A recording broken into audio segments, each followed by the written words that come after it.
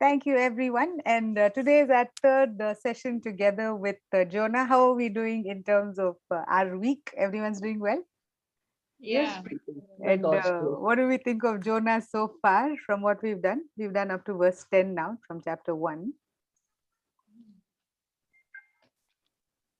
I think uh, he was disobedient. He had his own mind, Okay.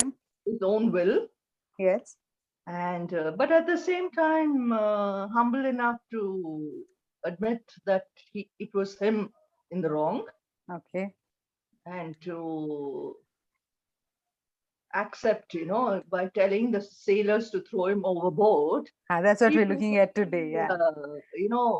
knew in his heart that God would take care of him, Okay. Okay. That's a very whatever. nice perspective, Gladys. Mm. I might offer something different to that today. But that's a very nice thing that we try to see the good in everything, every Yeah, situation kind kind of of a thing. like Shadrach, Meshach, and Abednego. Yes, Put yeah, us in the fire. If it's yeah, God's will, He will save us. If not, it's all right. yeah. That So kind of. we'll talk about this perspective that we have. I think it'll Uh, come up in our discussion today, but maybe we'll see also from the text and how things work out for us. So I'll quickly share screen. Are you able to see the uh, it's the same PPT that we've had so far. So I'll just keep adding in slides as we go in that sense. So welcome to our series on Jonah. We meet at 5:45, between 5:45 p.m. to 6:45 p.m. on Wednesdays. So today is going to be our session number 3 of Jonah, the runaway prophet. And we're looking at verses 11 to 16. We're hoping to finish chapter 1 today.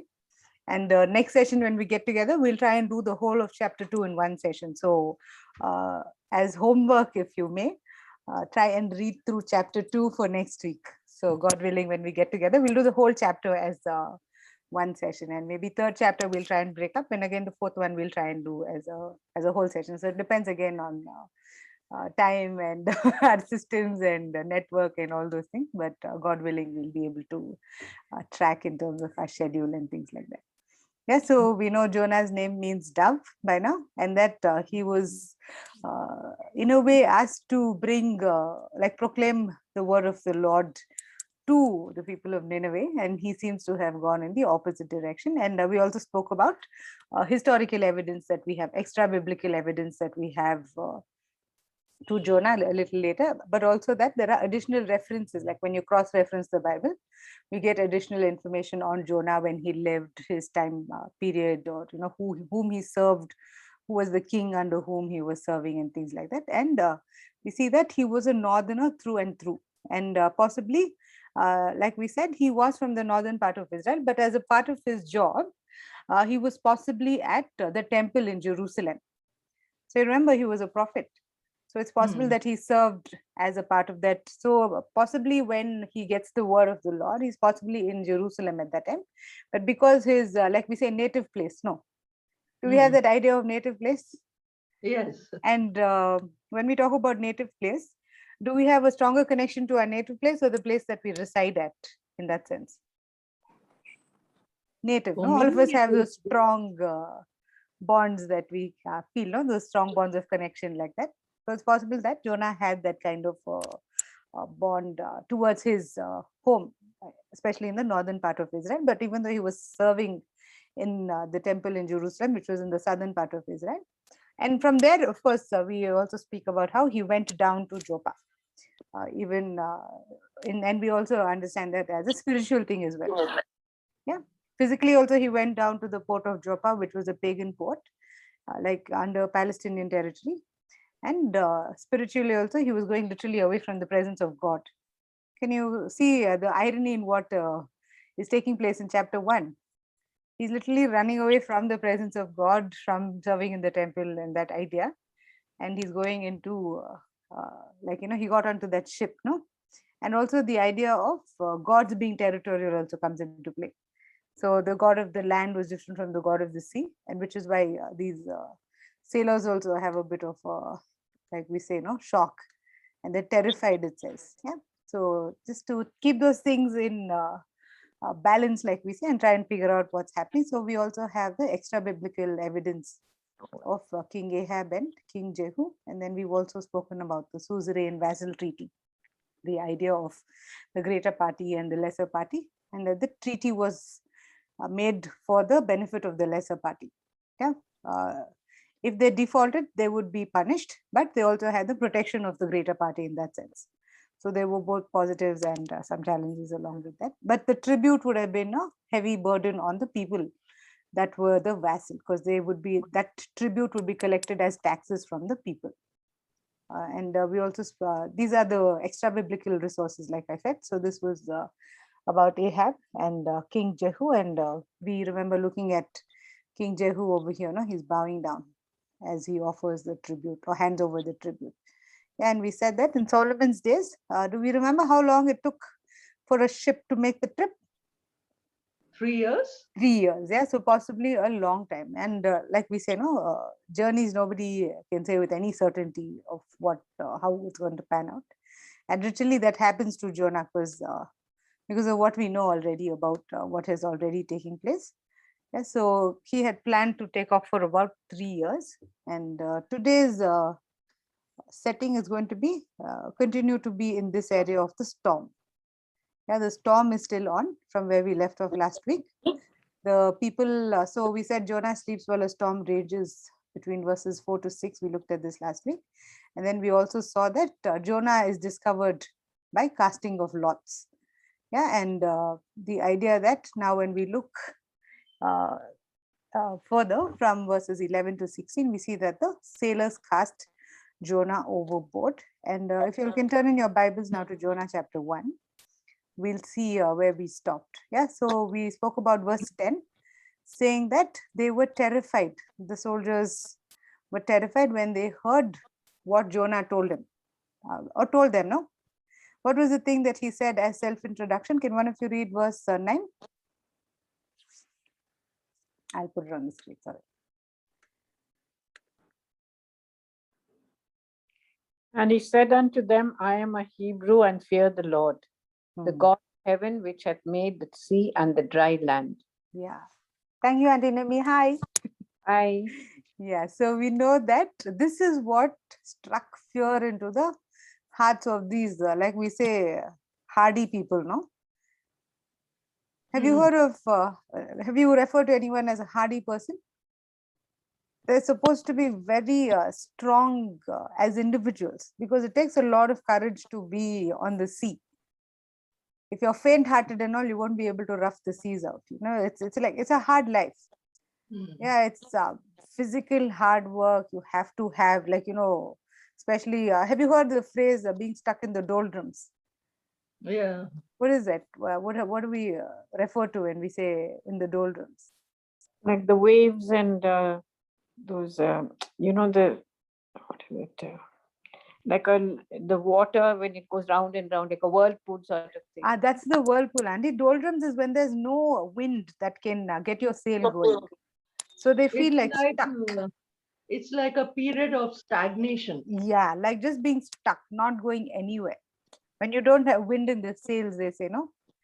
Or have you referred to people saying, oh, she's the wind to my sails, meaning, you know, she keeps me motivated and I can go like in a positive way. So when that wind is missing, when the ships, large ships especially, need like the wind to propel them along with the manpower in terms of physical work or steam or whatever it is, the mechanism that runs the boat, they still need the wind, especially for the sails to function. And so when there is no wind, these ships literally get stuck. And the idea that we take that phrase from that, the expression is we're stuck in the doldrums. Basically, you feel like you're stuck, you can't get out of there, and you know it's very depressing. And the idea of, like Gladys said, being stagnated. So these people, especially men, especially like we say, no, sailors have to be very strong hearted as well, because if they don't have that strong will, they will not be able to survive different phases of being at sea. It's a hard life. Yeah. So to think of these men being terrified, these are like, you know, come, I'll take care of you type of people. And if you see them like at like any movie that you watch, when the ship docks, they'll have like these brawls. Have you heard of it? They'll get drunk and they have like these nasty fights and things like that. Because these Yeah. are the come to me, I'll take care of you type of people. They're not easily shaken or flustered like that. Yeah, so to just remember that it was these kind of people that the Bible tells us that they were terrified. That it terrified them. What terrified them? It terrified them to hear that Jonah was a Hebrew and that he worshipped the Lord, the God of heaven, who made the sea and the dry land. Why were they terrified? Because they knew that he was running away from this God of the land and the sea, God of heaven, who made the sea and the dry land. Because they already knew this. Yeah. So then they ask him, "What have you done?" Yeah. But does Jonah answer what he's done? No. Yeah. Should he No. have answered and said what he's done? Why do we think Jonah is quiet? He probably didn't want to admit that what he had done. Yeah, all of us have done this, no? When we've goofed up and then someone says, "What did you do?" Quiet, not a word. Have you seen this in our kids or grandkids? When they do something they're not supposed to do? Like Ella got into trouble with me a couple of days ago. On my birthday, actually, because she was supposed to finish her chapel, and there's a link that comes on the Zoom chat where I update her attendance or whatever. But she had exited the call before I updated the attendance. So I was quite upset. I said, "What did you do?" Quiet, no response at all. Because she knew she was not supposed to exit. So now, but now she's, of course, there was a lot of things that had to be sorted out because she would lose attendance for the day. So she knew I was very upset. I said, "What did you do?" Quiet. She's looking that side, this side, not saying anything. Like if you can imagine that scene of any 5-year-old caught doing something that they shouldn't do, it's the same kind of a response. Jonah is not going to say. He's, like they say, zipped it. He's not going to confess his crimes, like they say, to pagans. Right? He's told them he's running away from God, but he's not telling them why he's running away from God. They already knew that Jonah was running away from his God in that sense. So we see that Jonah is, our mute option on Zoom has come into play. So Jonah is not saying a word. And then what do they do next? How do we understand the sailor's action now? In verse 11, Jonah is not saying a word. He's sitting mum. But what's happening simultaneously around them now? The sea is getting rougher. Yeah. It's getting worse. Yeah. Like sometimes we say, "No, tell me what's happening. Why are you not saying anything?" And the situation is getting crazier, is getting out of hand. And these men are getting even more hassled. Yeah. And if you watched like any English or if you watch like movies or movies only mostly, if they don't answer, what is the treatment? How do they get people to talk? Torture. Correct, right? Why didn't these sailors do that to him? Like I said, when they reach a port and they go to like a local tavern or whatever, they get into fights, right? These men are like ready to straighten people out. Why didn't they do anything to Jonah? What are they doing? No, because I think they knew that it involved God and that God is taking action. They were scared of God. They were not scared of Jonah, correct? Yeah, so you're on the right track. They were not scared of Jonah. They could have thrashed him and made him talk and say, "What did you do? Tell us what you did." Right? But they didn't do it. Thankfully, they didn't beat him up. But then, can you see their effort? Can one of you read verse 11 for us now? Sorry, verse 11. Then they said to him, am I on mute? Or? Yeah. No, we can hear you. Yeah. Then they said to him, "What shall we do to you that the sea may quiet down for us? For the sea grew more and more tempestuous." Yeah, so the sea is getting rougher, the storm is getting out of hand. Remember, even before we started, before they found Jonah, the ship was threatening to break up. They've lost cargo now. They're trying to like hold on to dear life. And they're not even laying a finger on Jonah because he's not telling them what he's done. But now they're still going back to him and saying, "Please tell us, what can we do to calm this storm? How can we stop it? Because now they've realized, like we recognize that it has something to do with God. So they're not touching this man Jonah. Yeah, but they're still going and ask him, what can we do? How can we get out of this mess that we are in? Yeah, what should we do to you? They're not even saying what should we do generally. Should we, pray to your God? They're not saying, they say, what should we do to you? So the question is also very accurate. Yeah, so do you recognize that the sailors now see that Jonah is the cause? They understand that that Jonah is the cause, that the God, like God of Jonah, has brought about this storm. So now they're asking him very specifically, what should we do to you? Not a general, what should we do now? How do we get this to work? Or what can we offer sacrifice? Can we pray to your God? They're not even looking in that direction. They're saying, what can we do to you? What should we do to you to make this storm, come to an end? Yes, it says, what should we do to you to make the sea calm down for us? And have you all ever thought about Jonah's reply? Verse 12. What does he say? Mm. Pick me up and throw me into the sea, and Yes. it will become calm. Yeah, and he says, I know that it is my fault that this great storm has come upon you. Okay, so Jonah also knows the answer of how to get the storm to calm down. What is he saying? Take me up and throw me overboard. Now, what do you think of Jonah's action at this point?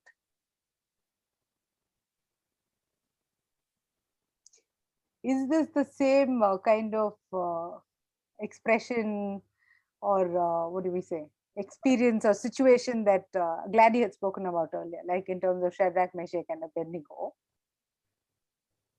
In their case, who was the oppressor? That was Nebuchadnezzar. Correct, pagan king.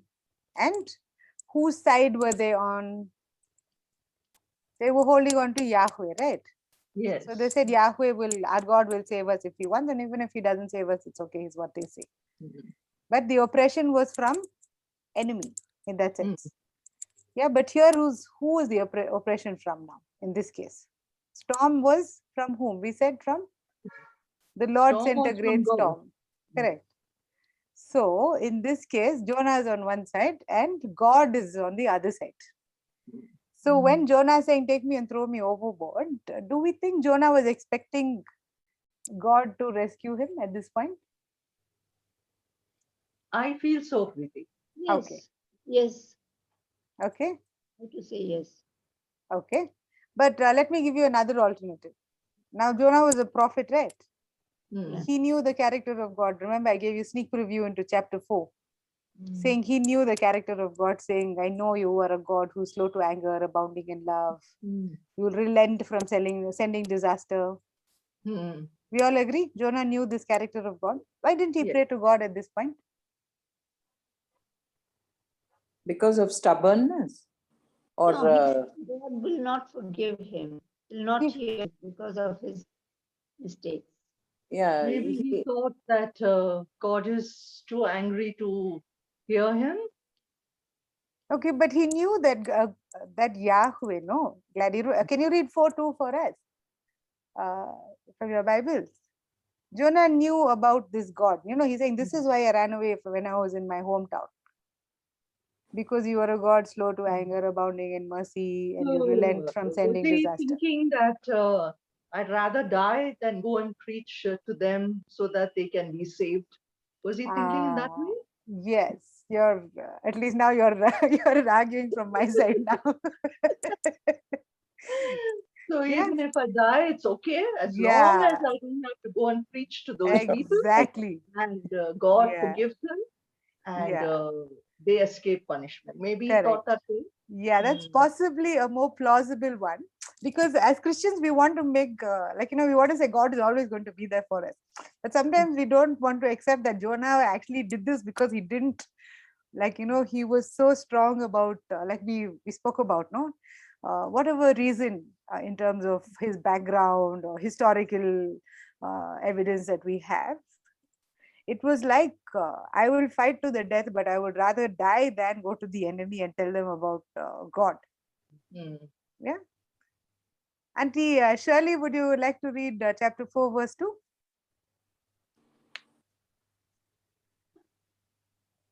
He prayed to the Lord, "O Lord, is this not what I said when I was still at home? That is why I was so quick to flee to Tarshish. I knew that you are a gracious and compassionate God, slow to anger and abounding in love, a God who relents from sending calamity." Yeah. Thank you, Auntie Shirley. So in this case, where we look at Jonah now, he knew this about God, he says. In chapter 4, he's saying, I knew this even in chapter 1, verse 1 and 2.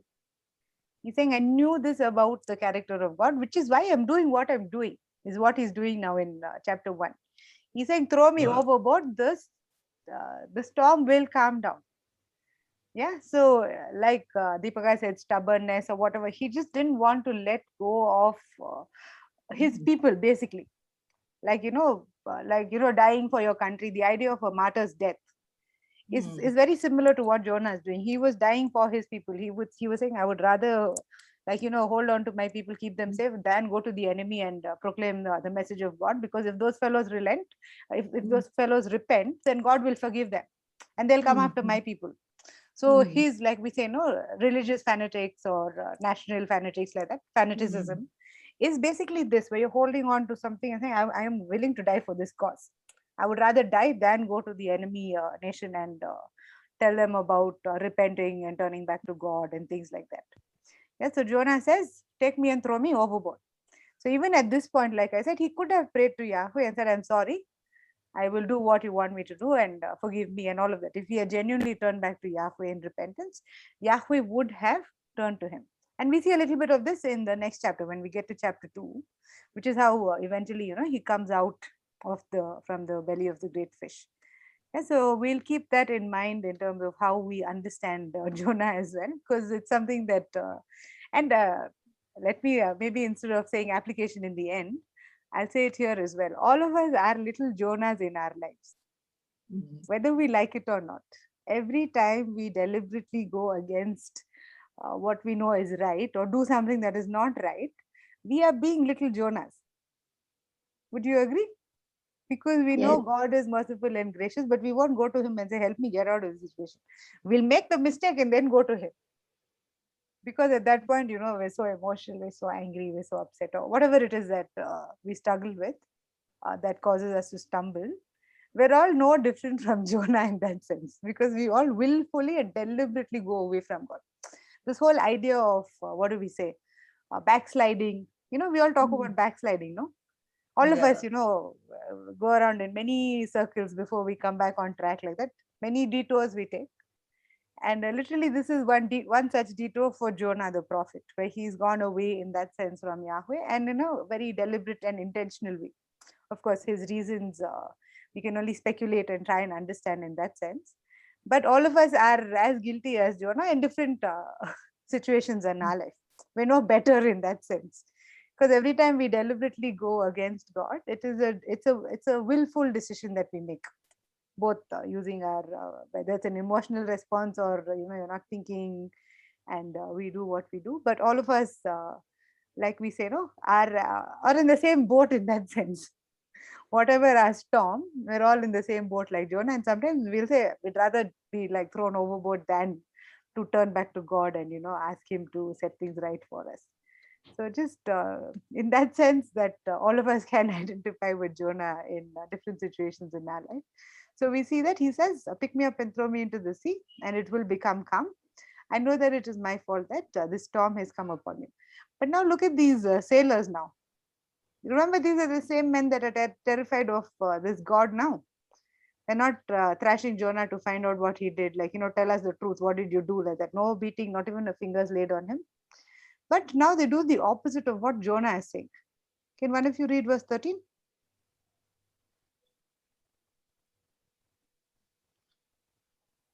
Nevertheless, the man rowed hard to get back to dry land, but they could not, for the sea grew more and more tempestuous against them.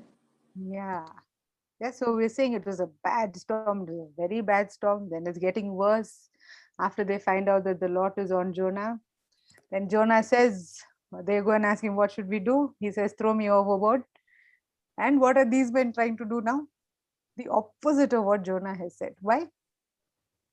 They're scared, no, because they don't want to take anyone's life.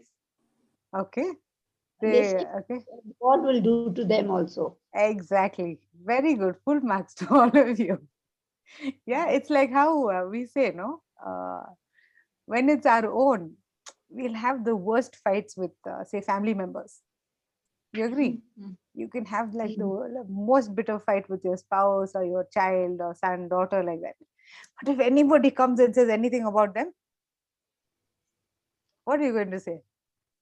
Mm. How do we get?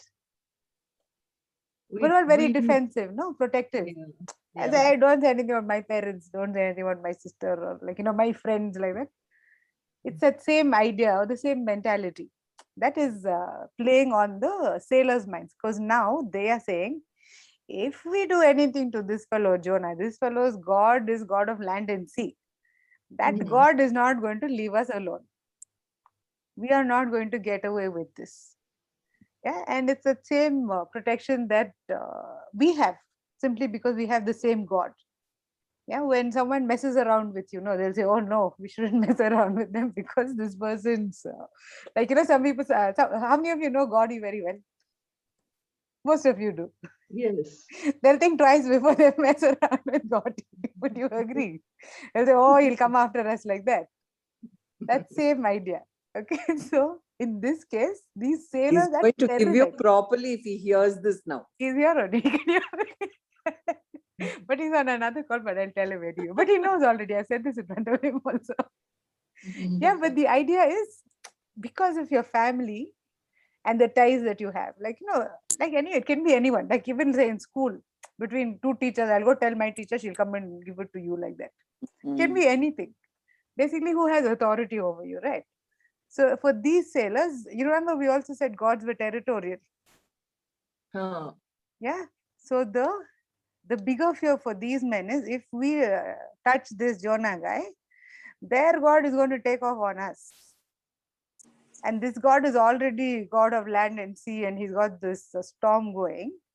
If we touch and if we do anything to this fellow, then he's definitely going to finish us off, whether he is at fault or not. Like, we say, no, that's between them, their family problem. We shouldn't get into it. That's more or less the mindset that these guys have. They're saying if he's running away from his God, let them figure it out. Let's stay out of it. We don't want to, do what this guy is telling us to do. Mhm. Or, be culpable in terms of. Auntie Nimi, sorry, you're on mute. I can see that you're saying something. Can you hear us? Can you hear now? Yes, now we can. You were on mute Yeah. that time. Okay. No, I said they were, even though Jonah had disobeyed, because he's a Jew, at the end of the day, God is going to protect him and not them. Yeah, the same idea that, they'll take care of their own. At the end of the day, they'll say, no, blood is thicker than water. Same kind of idea. So these They are sailors scared also. of that. Yeah. They're scared of that, and they don't want to do something that would bring problems for them. Yes, exactly. So these guys are actually doing the opposite of what Jonah says. Now they're trying to say, let's get him out of our boat so that they can go to land and, they say, you continue your fight somewhere else, leave us out of it, kind of a thing. So these guys are, the sailors are now like working really hard to try and row back to land so that they could literally get rid of Jonah. Yeah, throw him off. Throw him off and say, we're out of this fight between you and your God. You'll figure it out. Leave us out of it. Basically, that's what they were trying to do. So it says they tried really hard to row back to land. But the storm gets even worse. It says it got even more tempestuous, it says in some versions. And now they have finally given up. In verse 14, can one of you read verse 14?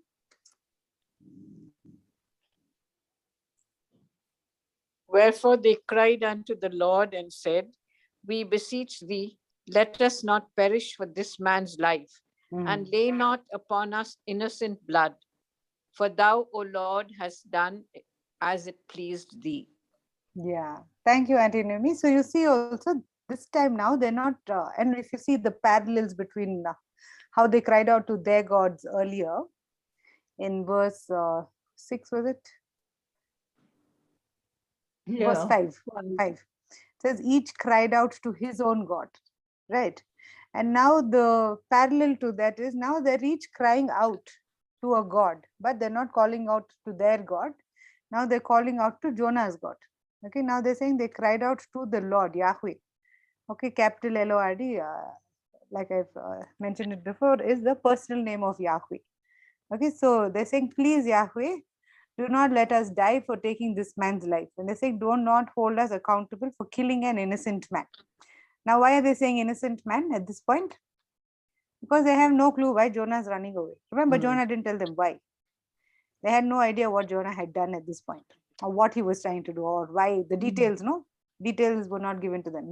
They only knew he was running away. Yeah, but so for them, from their side, they're saying, don't hold us accountable for killing an innocent man.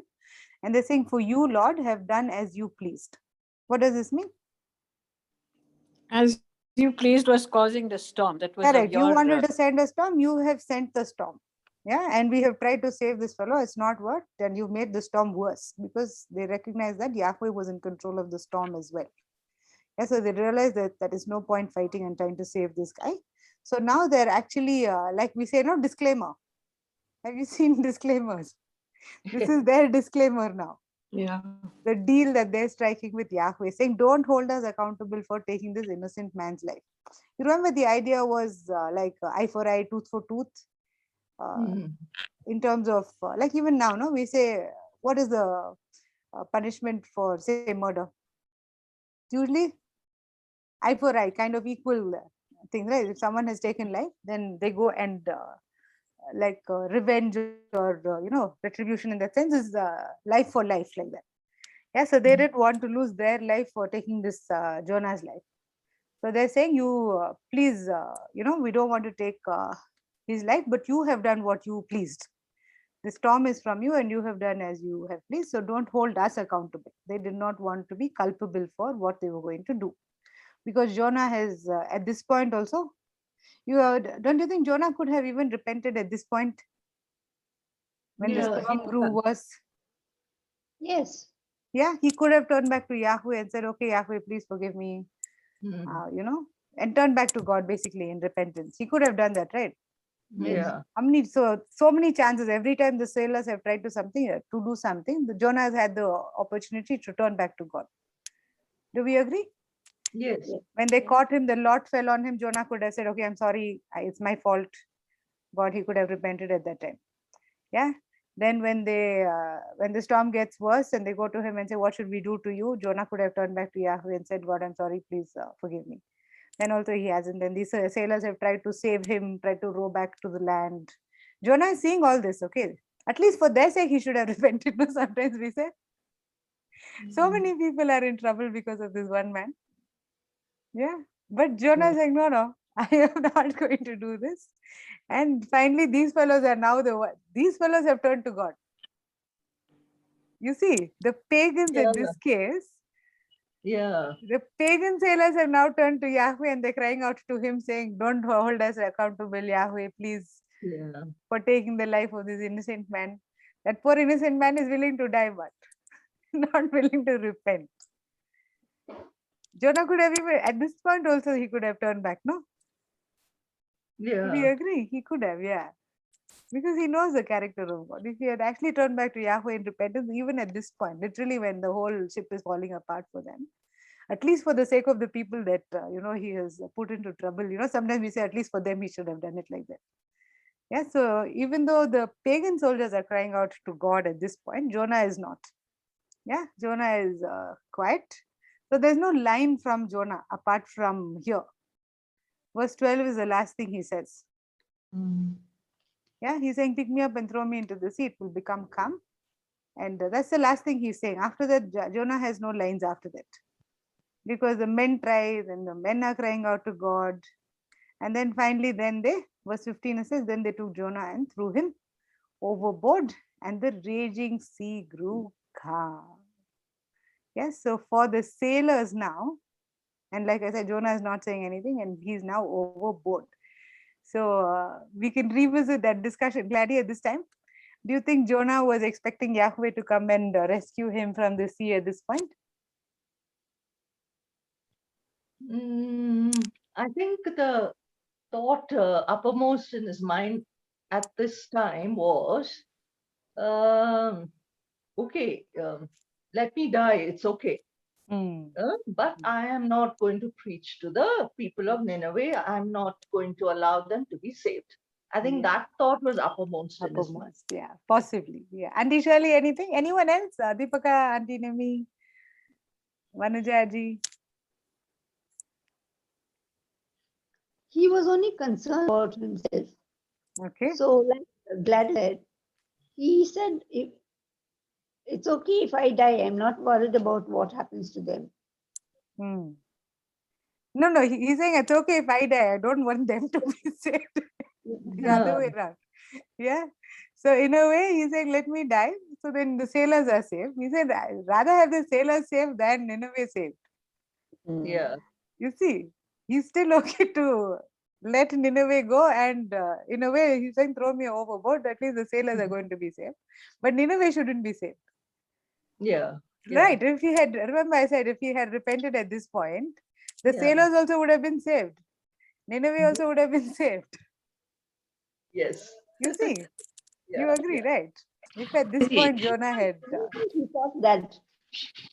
I don't think he thought, they would be saved and he also would be saved. no, Auntie, I'm saying if he had repented before they threw him overboard, Yeah. the sailors would have been saved because Yahweh would hopefully have, relented and stopped the storm.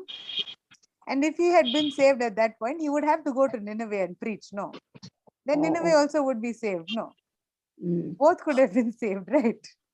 Preethi, Yes, I think Jonah was being a good nationalist Israelite. yes, that's what I I was don't saying. want as my well. enemy saved. Yes, It's I okay would what happens to rather say Pakistan. I am a good yes, Indian. whatever the cost, Nineveh must not be saved. I will die. Let the sailors be saved. I will, get into the sea.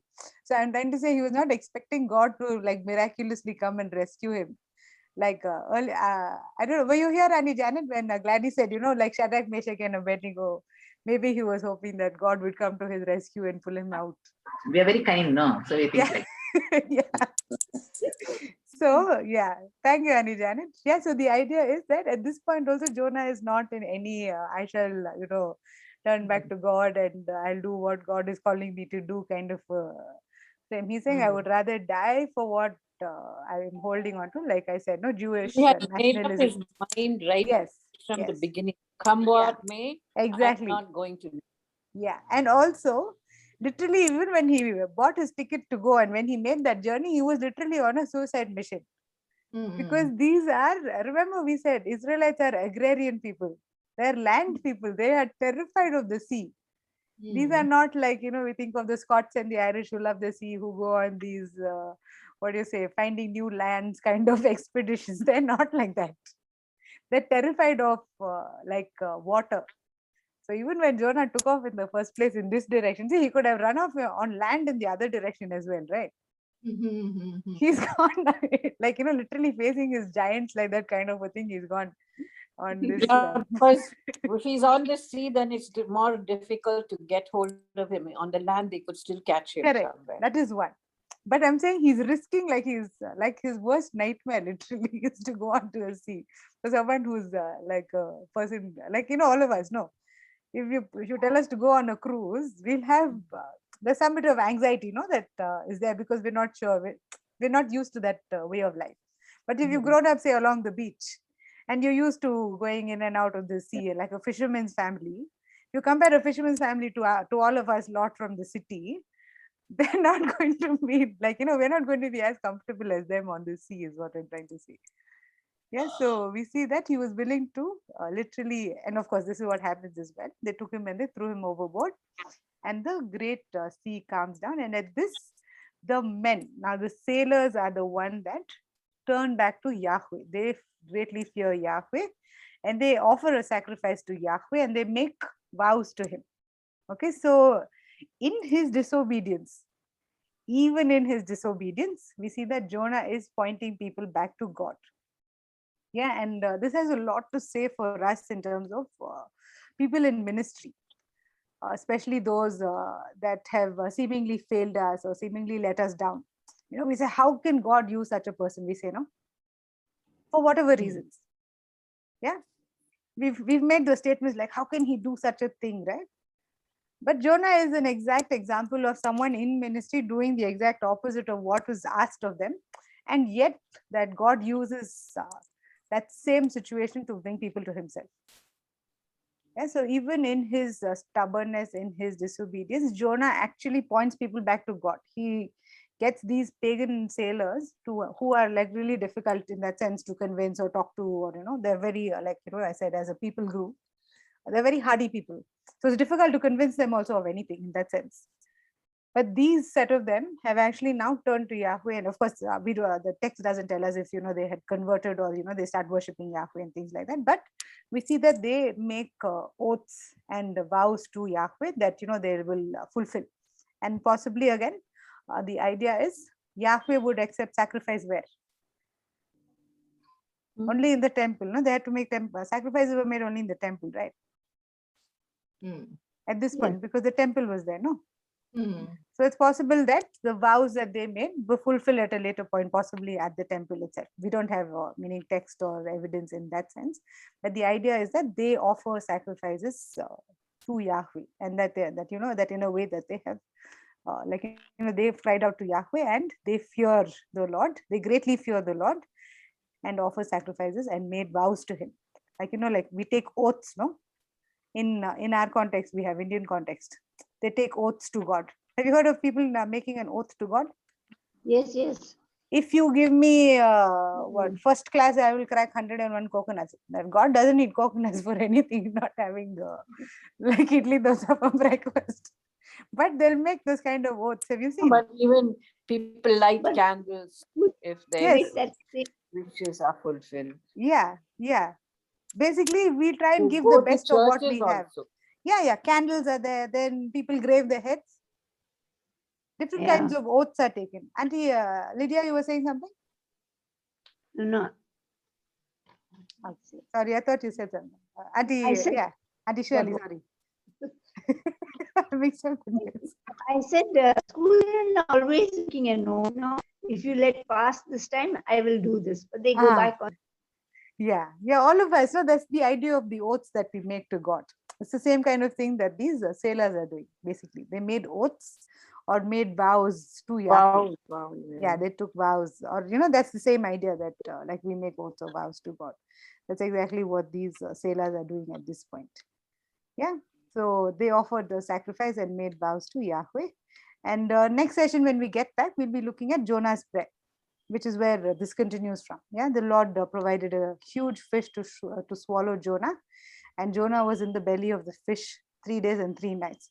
And again, at this point also, Jonah, when he was swallowed by the great fish, he didn't think he was going to be preserved in that sense. He thought that this is the end in that sense. Like, okay, there's the great fish coming for me.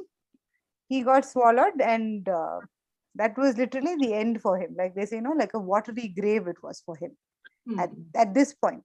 Of course, chapter 2 tells us his prayer from the belly of the great fish. But the idea is at this point, Jonah is like, okay, this is it. I've done it, and I'm not going to go to Nineveh. And this is my final destination in that sense of a watery grave. Yeah. So a couple of things as takeaway before we hear from each other. Jonah is a prophet who runs away from God, and he deliberately goes down. Yeah, and he goes in the opposite direction, paying a high price. Literally, physically in that sense, where he's gone geographically in that sense, but also spiritually. Like, he's paying a high price for what he's going to do. And he goes in the opposite direction of where God is. And interestingly, he sleeps at the bottom of the ship during a raging storm, like Jesus. Jesus is the only other person that I know who has slept through a storm. Yeah, and we see that Jonah gives credit to God as the creator. Yet, ironically, he's trying to run away from this very creator God, God of heaven and earth, land and sea. He knows Yahweh is the Lord of all creation, but he is still trying to run away from him. And we see that Jonah ends up bringing people to Yahweh even in his disobedience. that Yahweh or God is still able to work in and through us even when we fail Him. In that sense, none of us are perfect. All of us have shortcomings and failures, whatever it is. But that God can still use our situations and our circumstances to draw people to Himself. And we see that Jesus refers to Jonah in Matthew 12, verses 38 to 42. But the idea is that Jesus is greater than Jonah. Jonah can, he rose up as a voice to his generation. But the idea is that Jesus is a greater, not even as a prophet, but greater than Jonah in many ways. Yeah, and also Jesus in the storm. But the idea that I'd like to remind us from this parallel in Mark 4, 35 to 41, and verses 39 to 41 especially, is that in this case, you remember the storm, only God could calm it because they put Jonah overboard. And the parallel that I'd like to remind us is that Jesus was the one that could calm the storm. Yes. Yeah, and that points to the divinity of Jesus, because only God can calm storms. Only God, as creator of heaven and earth, land and sea, has power over the elements in that sense. So Yes. when you talk about Jesus calming the storm, and you see it in parallel with this narrative, only God had calmed this storm when Jonah was thrown overboard. And when Jesus calms the storm in the New Testament, that narrative that we have, it's a pointer to the divinity of Jesus. And this was a big thing for the Jews, because only God had control over creation. How can Jesus have control over creation? How can He calm a storm?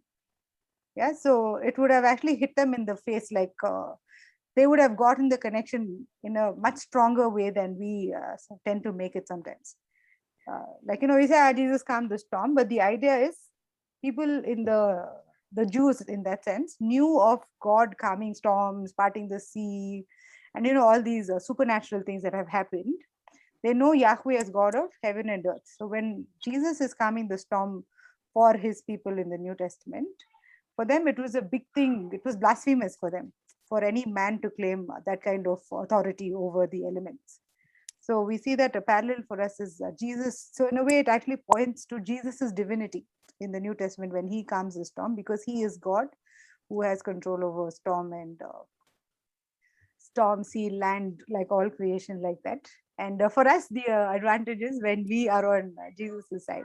Like we say, no, we sing that song, no, with Christ in the vessel, we can smile at the storm. That's exactly what we have, because we have Jesus in our boat, and He alone can calm the storms that come our way or whatever is thrown at us. All right. Any other questions or comments or takeaways that any of you would like to add it? Otherwise, Okay, until I the just end want of to our add. session today. Okay, Go I just ahead, want Preethi. to add something. Like you were saying, no, in spite of Jonah's disobedience, he pointed people towards God, or he brought people towards God. I don't think he did that. Okay, because Exactly. Yeah. Yeah. it's God will still use yes, our he will situations. still Yeah. use. Yeah, Yeah. yeah. Yeah. He used the situation. Yes. Yes. Yeah, so we Yeah. can't Jonah can't be Jonah blamed, can't or take he credit. cannot be responsible. Yeah, he cannot take. Yeah, credit doesn't go to Jonah in any way. Exactly. Yeah. But Yeah. God is, Yes. like we Yes. say, that He uses whatever Yes. Yes. situations we are in. He Yeah. still Even uses it though for we. His Yeah. glory. Yeah, that idea. Yeah. Correct. Yeah. Correct. But little Thank warning you. for us also, no? Yes, big Just, warning. just because I taught and somebody came to the Lord doesn't mean I'm in the right place. Yeah. Correct. Yeah. Yeah. Yeah. True. Yeah. That's true. But But actually, yeah, like Deepak also said, he was not preaching God at this point. He was actually supposed to go to Nineveh and proclaim. He Yeah. was not proclaiming there. But in his identity only, as a part of who he was and what he Yeah. did, Yeah. True. in a way, that itself, that's what brought terror to these people. Yeah. Oh my God, this is like the true God, like that. Yeah, Yahweh still reveals Himself. through But as God's people, we can guide people to God. Yes, We can do that. yes, I- yes. We're called And to do of that. course, what ultimately happens Yes, is God's will, yes. whether they accept Him or not. But we as God's people can. Not can un- body. We need to. Sorry, I'm saying that. We are called to do that. We are called to Yeah. be people who, the Yeah. Great And Commission, must, just go and make guide disciples. Like that, people to God, yes, without taking credit for the Yeah. result. Yeah, Mm. credit can, definitely all God. And that's why, we say all glory to Him. And even in this case, God can still use our worst moments for His glory in a way, even Yeah. though Jonah Actually, didn't what intend for it to be like that. Yes, Auntie actually Shirley. is somebody waters and other plants, and I get the glory. Yeah, Yeah. yeah, yeah. Thank you, Auntie Shirley. All right, we'll quickly take a picture. We have to end our session a bit early today. Early meaning in time, because there's another call on this ID. So I'll stop recording for us at this point.